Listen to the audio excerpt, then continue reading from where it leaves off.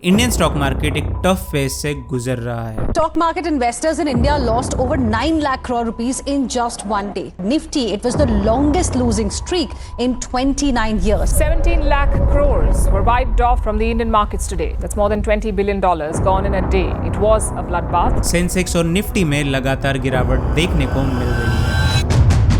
Investors का भरोसा हिल रहा है और दलाल स्ट्रीट पर एक डर का माहौल छाया हुआ है। There is a palpable nervousness on Dalal Street. The bulls seem to have lost their mojo and it is the bears who are dominating the Indian stock markets. कुछ लोग इसे रिसेशन का डर बता रहे हैं तो कुछ लोग ग्लोबल टेंशन और FIIs के पैसे निकालने को जिम्मेदार माना जा रहा है। Indian equities witnessed FPI outflows of 34,574 crore rupees in February and 78,027 crore rupees in January. With the latest withdrawals in March, total FPI outflows have reached 1.42 lakh crore rupees so far in 2025. लेकिन असल वजह क्या है? ये एक नया bear market है या फिर शॉर्ट टर्म वॉलेटिलिटी? अगर आप भी अपने इन्वेस्टमेंट्स को लेकर अगर टेंशन में हो तो आज के इस वीडियो में हम बात करेंगे 7 ऐसे बड़े रीजन जो स्टॉक मार्केट के गिरावट के लिए जिम्मेदार है। Number 1, FII withdrawing funds. Share market के गिरावट के पीछे एक सबसे बड़ा रीजन है फॉरेन इंस्टीट्यूशनल इन्वेस्टर्स का पैसे निकालना। Foreign investors withdrew over 24,000 crore rupees. अक्टूबर से लेके अब तक FIIs ने 29 बिलियन इंडियन इक्विटीज को सेल ऑफ कर चुके हैं। FIIs have pulled out a staggering 1,02,268 crore rupees from the market, जो कि स्टॉक मार्केट में सेल ऑफ का सबसे बड़ा रीजन है। ये मैसिव आउटफ्लो कुछ महीने का या फिर कुछ हफ्तों का ट्रेंड नहीं है, बल्कि पिछले कुछ महीनों से FIIs अपने इन्वेस्टमेंट से एग्जिट कर रहे थे। इसी वजह से स्टॉक मार्केट में लिक्विडिटी क्रंच हो रही है, डिमांड वीक हो रही है और लार्ज कैप कंपनी के स्टॉक्स भी सेलिंग प्रेशर से बच नहीं पा रहे हैं। लेकिन सवाल यह है कि FIIs इंडिया से अपने पैसे क्यों निकाल रहे हैं? तो इसके पीछे 2 बड़े रीजन हैं। नंबर 1, इंडियन इकोनॉमी की ग्रोथ स्लो हो रही है। इन्वेस्टर्स को लग रहा है कि इंडियन इकोनॉमी के स्लो डाउन के कारण उनके रिटर्न्स पर फर्क पड़ सकता है। GDP की ग्रोथ उसके एक्सेप्टेशन से रिवर्स हो रही है और अनसर्टेनिटी बढ़ रही है। नंबर 2, दूसरे देशों में बेहतर मौके। FIIs का इंटरेस्ट चाइना, US और दूसरे इमर्जिंग मार्केट्स पर शिफ्ट हो रहा है, जहां उनको बेहतर वैल्यूएशन और बेहतर रिटर्न्स दिख रहे हैं, जहां सेल इंडिया और बाय चाइना का ट्रेंड भी दिखाई दे रहा है। FIIs के विड्रॉल का असर बस लार्ज कैप स्टॉक तक नहीं बल्कि mid cap and small cap stocks पर भी प्रेशर बना रहा है। ये ट्रेंड तब तक कंटिन्यू रह सकता है जब तक कि ग्लोबल और डोमेस्टिक इकोनॉमिक कंडीशन स्टेबलाइज नहीं हो जाती। नंबर 2, राइजिंग इन्फ्लेशन और इंटरेस्ट रेट। मार्केट की गिरावट का दूसरा बड़ा रीजन है इंडिया में बढ़ते हुए इन्फ्लेशन और हाई इंटरेस्ट रेट्स। जब भी इन्फ्लेशन अपने कंट्रोल से बाहर जाता है तो रिजर्व बैंक ऑफ इंडिया को अपने इंटरेस्ट रेट बढ़ाने पड़ते हैं ताकि डिमांड को कंट्रोल किया जा सके। इसका सबसे पहला असर कंपनीज और जनरल पब्लिक के लोन लेने की कैपेसिटी पर होता है। जब लोन्स महंगे हो जाते हैं तो बिजनेस एक्सपेंशन, इनोवेशन और नए प्रोजेक्ट्स पर पैसे लगाना कम हो जाता है, जिससे उनकी ग्रोथ स्लो हो जाती है। साथ ही कंज्यूमर्स EMI, होम लोन्स और पर्सनल लोन के बोझ के तले अपनी स्पेंडिंग्स को कम कर देते हैं, जिससे ओवरऑल डिमांड धीमी हो जाती है। इसके कारण स्टॉक मार्केट पे 2 तरफा असर होता है। नंबर 1, कंपनी का प्रॉफिट कम होना और दूसरा, equity versus fixed income shift. Borrowing cost बढ़ने से कंपनी के ऑपरेशनल एक्सपेंडिचर बढ़ने लगते हैं,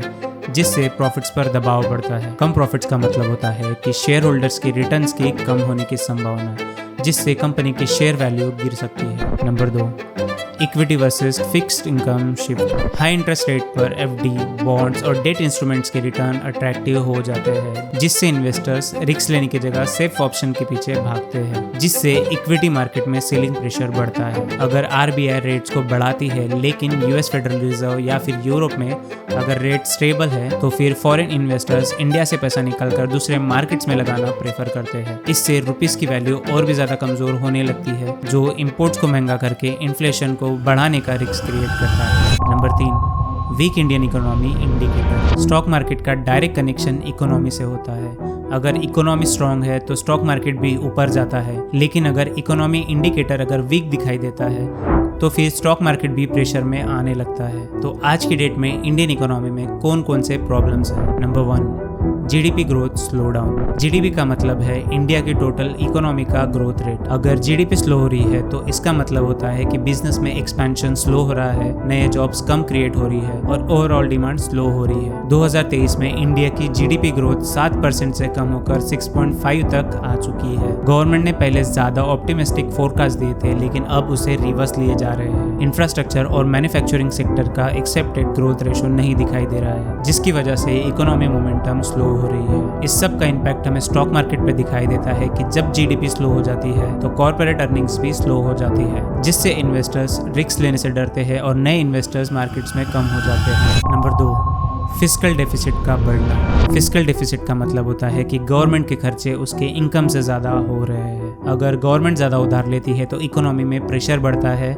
जिससे इकोनॉमी स्लो हो जाती है। 2024 के बजट में फिस्कल डेफिसिट 2.9 है, जो कि उम्मीद से बहुत ज़्यादा है। गवर्नमेंट इंफ्रास्ट्रक्चर और सोशल स्कीम में ज़्यादा पैसा खर्च कर रही है, जो कि शॉर्ट टर्म में अच्छा लगता है, बट लॉन्ग टर्म में ये इन्फ्लेशन को बढ़ाता है। फिस्कल डेफिसिट बढ़ने से रुपीस वीक होता है, इंटरेस्ट रेट बढ़ने लगते हैं और इन्वेस्टर्स का कॉन्फिडेंस गिरने लगता है। फॉरेन इन्वेस्टर्स गवर्नमेंट की फिस्कल डेफिसिट को क्लोजली ट्रैक करते हैं। अगर उनको लगता है कि गवर्नमेंट कंट्रोल नहीं कर पा रही है तो वो अपना पैसा निकालना शुरू कर देते हैं। थर्ड, अनएम्प्लॉयमेंट रेट बढ़ना। जब लोगों के पास पैसे नहीं होते तब उनकी स्पेंडिंग पावर कम हो जाती है, और अगर लोग खरीदारी नहीं करेंगे तो इकोनॉमी स्लो होने लगती है। अगर हम करंट जॉब सिचुएशन के बारे में बात करें तो आईटी सेक्टर में पे ऑफ बढ़ रहे हैं। ग्लोबल रिसेशन डर की वजह से बहुत सारे आईटी कंपनीज हायरिंग स्लो कर रही है। कॉस्ट कटिंग और ऑटोमेशन की वजह से नए जॉब्स क्रिएट होना स्लो डाउन हो रहे हैं। फ्रेश ग्रेजुएट्स के लिए नए जॉब्स लिमिटेड है और प्राइवेट सेक्टर्स भी अग्रेसिवली हायरिंग्स नहीं कर रही है। अगर रिटेल इन्वेस्टर्स के पास अगर नौकरी नहीं होगी तो उनकी स्पेंडिंग पावर्स कम हो जाएगी, जो एफएमसीजी, ऑटो, रिटेल और रियल एस्टेट स्टॉक्स के लिए एक नेगेटिव साइन है। स्लो डिमांड का इम्पैक्ट उनके कॉर्पोरेट प्रॉफिट्स पर भी दिखाई देता है, जिससे ओवरऑल स्टॉक मार्केट गिरने लगता है। नंबर 4,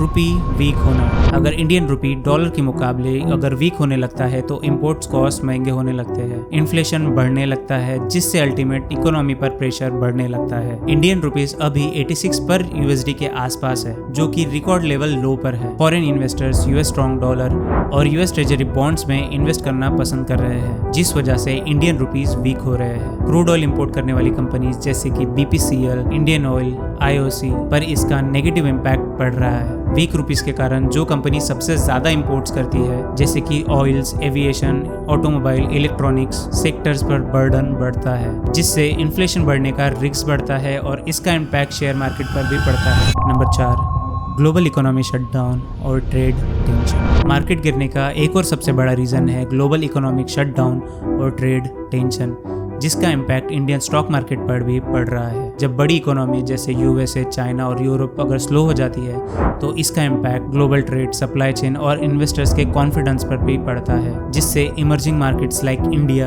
प्रभावित होता है। यूएस फेडरल रिजर्व ने अपने इंटरेस्ट रेट्स को कई बार बढ़ाया है, जिससे ग्लोबल लिक्विडिटी टाइट हो गई है। जब इंटरेस्ट रेट हाई होते हैं तो इन्वेस्टर्स अपने पैसे को सेफ एसेट में जैसे कि बॉन्ड्स या फिर गोल्ड्स में इन्वेस्ट करते हैं, और इमर्जिंग मार्केट जैसे कि इंडिया वहां से पैसा निकालते हैं। यूरोपियन इकोनॉमी भी स्लो डाउन फेज में है, खासकर जर्मनी और यूके। ये अपने रिसेशन के एज पर है। इन कंट्रीज के स्लो डाउन की वजह से इंडिया में आईटी और फार्मास्यूटिकल्स कंपनी पर बहुत बड़ा असर पड़ रहा है, क्योंकि इनका मेजर रेवेन्यू यूके और यूरोप से ही आता है। इंडियन आईटी जायंट्स जैसे कि टीसीएस, इन्फोसिस और विप्रो, इनके क्लाइंट्स इनके प्रोजेक्ट्स को डिले कर रहे हैं, जो कि इन कंपनीज के स्टॉक प्राइसेस को भी हिला रहा है। टैरिफ वॉर और सप्लाई चेन्स के उथल पथल से इंडियन कंपनीज को रॉ मटेरियल और एक्सपोर्ट्स में भी चैलेंजेस फेस करने पड़ रहे हैं। एग्जाम्पल के लिए इलेक्ट्रॉनिक्स और सोलर सेक्टर चाइना पर डिपेंडेंट है, जिनकी सप्लाई चेन में रुकावट इनके इनपुट कॉस्ट को बढ़ाती है। ग्लोबल शटडाउन की न्यूज रिटेल इन्वेस्टर्स को पैनिक सेलिंग करवाता है, जो मार्केट में और डाउनफॉल को ट्रिगर करता है। Number 5, weak corporate earnings. Stock market का परफॉर्मेंस कॉर्पोरेट अर्निंग से डायरेक्ट लिंक होता है। जब कंपनीज के क्वार्टरली और एनुअली वीक रिपोर्ट्स आते हैं तो इन्वेस्टर्स का कॉन्फिडेंस गिरने लगता है और मार्केट में सेल ऑफ बढ़ने लगता है। कॉर्पोरेट अर्निंग किसी भी कंपनी का एक फाइनेंशियल हेल्थ और फाइनेंशियल ग्रोथ का एक आईना होता है। ये अर्निंग रिपोर्ट इन्वेस्टर्स, एनालिसिस और इंस्टीट्यूशन के लिए ये एक की मेट्रिक है, जिससे वे कंपनी के वैल्यूएशन, फ्यूचर प्रोस्पेक्ट्स और स्टॉक की फेयर प्राइस का एनालिसिस करते हैं। जब अर्निंग्स एक्सपेक्टेशन से कम या फिर नेगेटिव ग्रोथ दिखाती है तो मार्केट में रिपल इफेक्ट शुरू हो जाता है। नंबर 1, पुअर अर्निंग रिपोर्ट और स्लो ग्रोथ। रिसेंट क्वार्टर्स में मेजर इंडियन कंपनीज के प्रॉफिट्स एक्सपेक्टेशन से कम आए हैं, जो स्टॉक मार्केट पर प्रेशर बढ़ा रहे हैं। आईटी सेक्टर्स की बड़ी कंपनी TCS, विप्रो, इन्फोसिस की ग्रोथ स्लो हो रही है क्योंकि यूएस और यूरोप में डिमांड वीक हो रही है। ऑटो सेक्टर्स भी इम्पैक्ट में है क्योंकि हाई इनपुट कॉस्ट और सप्लाई चेन की वजह से प्रॉफिट श्रिंक हो रहे हैं। बैंकिंग और NBFC सेक्टर्स में NPA बढ़ने के कारण स्टॉक्स पर ज्यादा प्रेशर बढ़ रहा है। नंबर 2, राइजिंग इन्फ्लेशन और हाई कॉस्ट का असर। रॉ मटेरियल्स, फ्यूल्स और वेजेस कॉस्ट बढ़ने से कंपनी के ऑपरेटिंग एक्सपेंसेस भी बढ़ रहे हैं, जो प्रॉफिट मार्जिन्स को गिरा रहे हैं। FMCG जायंट्स जैसे कि हिंदुस्तान यूनिलीवर, ITC और डाबर ने बताया है कि इनपुट कॉस्ट बढ़ने से प्राइस हाइक करनी पड़ रही है। अर्निंग रिपोर्ट्स ये सिर्फ एक स्नैपशॉट होता है, लेकिन मार्केट इन्हें फ्यूचर का क्रिस्टल बॉल समझते हैं। Number 6, global market crash. Stock market ये सिर्फ इंडिया का गेम नहीं है, बल्कि ये ग्लोबल ट्रेंड से भी इन्फ्लुएंस होता है। जब US, चाइना, यूरोप के मार्केट्स अगर गिरते हैं तो इसका सीधा सीधा इम्पैक्ट अपने इंडियन स्टॉक मार्केट पर भी पड़ता है। Foreign investors high risk asset से पैसे निकालकर सेफ एसेट्स में जैसे कि गोल्ड और US बॉन्ड्स में पैसे इन्वेस्ट कर रहे हैं, जिससे इंडिया में सेलिंग प्रेशर बढ़ रहा है। नंबर 1, US मार्केट क्रैश और रिसेशन का डर। US मार्केट दुनिया का सबसे बड़ा फाइनेंशियल हब है। अगर डॉ जोन्स, नैस्डैक, S&P 500 अगर गिरते हैं तो इसका डायरेक्ट इम्पैक्ट अपने इंडियन शेयर मार्केट पर पड़ता है। US फेडरल रिजर्व अग्रेसिवली अपनी इंटरेस्ट रेट बढ़ा रही है, जिससे लिक्विडिटी क्रंच हो रहा है और अदर कंपनी के बोरोइंग कॉस्ट बढ़ रहे हैं। US रिसेशन का रिस्क बढ़ गया है और US इकोनॉमी स्लो डाउन हो रही है, तो इससे Indian IT companies, pharma companies और एक्सपोर्ट बेस्ड कंपनी पे सबसे ज्यादा फर्क पड़ रहा है। एग्जाम्पल के लिए अगर मैं बताऊँ तो जनवरी 2024 में नैस्डैक और S&P 500 क्रैश हुए थे और इसका इम्पैक्ट हमारे IT कंपनीज जैसे कि इन्फोसिस, विप्रो और TCS पर पड़ा था। नंबर 2, चाइना इकोनॉमी शटडाउन और ट्रेड टेंशन। चाइना का रियल एस्टेट क्राइसिस दुनिया के लिए सबसे बड़ा वार्निंग साइन है। चाइना का मैन्युफैक्चरिंग और एक्सपोर्ट सेक्टर स्लो डाउन हो रहा है, जो ग्लोबल ट्रेड और कमोडिटीज पर प्रेशर डाल रहा है। US चाइना ट्रेड वॉर और रशिया यूक्रेन कॉन्फ्लिक्ट ने ग्लोबल सप्लाई चेन को डिसरप्ट कर दिया है, जिससे कमोडिटीज और रॉ मटेरियल के प्राइसेस वॉलेटाइल हो रहे हैं। फॉरेन इन्वेस्टर्स चाइना में भी लॉसेस देख रहे हैं, जिस वजह से वो इंडिया से भी पैसा निकाल रहे हैं और जिसके कारण मार्केट गिर रहा है। Number 7, profit booking by investors. Market गिर रहा है क्योंकि इन्वेस्टर्स अपना प्रॉफिट बुक कर रहे हैं। ये एक नेचुरल प्रोसेस है जो हर एक बुल रन के बाद हमें देखने के लिए मिलता है। जब मार्केट एक अच्छा रिटर्न दे चुका होता है तो फॉरेन इन्वेस्टर्स अपने स्टॉक्स को बेचना शुरू कर देते हैं और इससे शॉर्ट टर्म मार्केट गिरने लगता है। जब सेलिंग प्रेशर बढ़ता है तो डिमांड कम हो जाती है, जिससे अल्टीमेट प्राइसेस नीचे गिरने लग जाते हैं। जब लार्ज इन्वेस्टर्स, FIIs और DIIs जब अपना प्रॉफिट बुक करते हैं तो मार्केट में शॉर्ट टर्म में करेक्शन आता है। अगर रिटेल इन्वेस्टर्स पैनिक में सेल ऑफ करते हैं तो शेयर मार्केट और भी नीचे गिरना शुरू कर देता है। FIIs ग्लोबल फैक्टर्स को देखकर शॉर्ट टर्म और लॉन्ग टर्म इन्वेस्टमेंट्स को डिसाइड कर रहे हैं। अगर US में इंटरेस्ट रेट बढ़ते हैं तो रिसेशन का डर बढ़ता है, तो फॉरेन इन्वेस्टर्स अपना पैसा निकालना शुरू कर देते हैं। FIIs ने जनवरी और फरवरी 2024 में टोटल 10,000 करोड़ की सेलिंग की थी, जो मार्केट के गिरावट का एक मेजर रीजन था। फॉरेन इंस्टीट्यूशनल इन्वेस्टर्स अपना प्रॉफिट बुकिंग कर रहे हैं, डोमेस्टिक इन्वेस्टर्स बाइंग कर रहे हैं। म्यूचुअल फंड और रिटेल इन्वेस्टर्स जब मार्केट में एक डिप आता है तो बार्गेनिंग बाइंग करते हैं। SIP में इन्वेस्टमेंट बढ़ने से शॉर्ट टर्म सपोर्ट मिलता है, और अगर DIIs ज्यादा बाइंग करते हैं तो मार्केट में थोड़ी स्टेबिलिटी आ जाती है। अगर FIIs हेवी सेलिंग करते हैं पर DIIs अगर ज्यादा बाइंग नहीं करते तो मार्केट नीचे गिर सकता है। मार्केट हमेशा स्ट्रेट लाइन में ऊपर नहीं जाता, बुल रन के बीच में एक करेक्शन नॉर्मल होता है। तो इसीलिए profit booking, global uncertainty, economic slow down और पॉलिटिकल फैक्टर्स मिलकर मार्केट में गिरावट ला रहे हैं। लेकिन ऐसा बिल्कुल नहीं है कि स्टॉक मार्केट का फ्यूचर बिल्कुल खत्म हो गया है। अगर आप इन्वेस्टर्स हो तो आपको पैनिक सेलिंग से बचना चाहिए। आपको मार्केट साइकिल को समझना चाहिए। अच्छी कंपनीज में सस्ते में इन्वेस्ट करने का मौका अपने हाथों से नहीं गंवाना चाहिए। अपने पोर्टफोलियो में डाइवर्सिफिकेशन का ध्यान रखना चाहिए। FIIs और DIIs के डेटास को मॉनिटर करना चाहिए। शेयर मार्केट में SIP और लॉन्ग टर्म व्यू रखना चाहिए। और अगर आप शेयर मार्केट में लॉन्ग टर्म टिकना चाहते हो तो आपको पेशेंस और डिसिप्लिन रखना चाहिए। स्टॉक मार्केट में गिरावट एक अपॉर्चुनिटी भी हो सकती है अगर आप माइंडसेट और स्ट्रैटेजी के साथ इन्वेस्ट करते हैं। तो आपको क्या लगता है, ये सिर्फ एक टेम्परेरी करेक्शन है या मार्केट और नीचे जा सकता है? मुझे नीचे कमेंट्स में जरूर बताना। और अगर आपको ये जानना है कि गोल्ड इतना तेजी से क्यों बढ़ रहा है तो इस वीडियो को चेकआउट करना बिल्कुल मत भूलना, क्योंकि इसमें मैंने सारे डिटेल्स बता रखे हैं।